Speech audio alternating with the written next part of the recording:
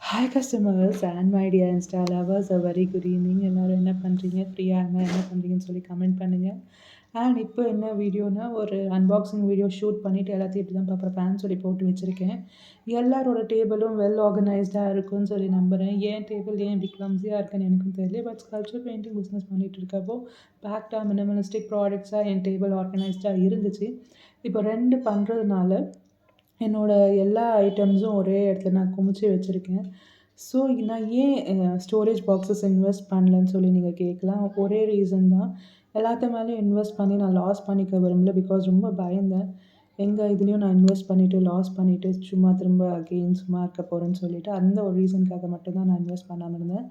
But இப்போது எனக்கு upcoming வர 2 to 3 ஆர்டர்ஸ் எந்த ஆர்டர்ஸாக இருந்தாலும் சரி, ரா மெட்டீரியல்ஸ் சார்ஜஸ் எதுவும் நான் டிடக்ட் பண்ணாமல் என்ன அமௌண்ட் வருதோ அந்த அமௌண்ட் ஃபுல்லு நம்ம டேபிள் ஆர்கனைஸ் பண்ணுறதுக்காக நான் இது யூஸ் பண்ண போகிறேன். இது ஒரு சேலஞ்சாகவே நான் அக்செப்ட் பண்ணிக்கிறேன். அண்ட் உங்கள் டேபிள் எப்படி இருக்குது? நீங்களும் என்ன மாதிரி தானான்னு சொல்லி கீழே கமெண்ட் பண்ணுங்கள். And thank you so much. Love you all. Tata bye bye. Take care from ஆர்&M.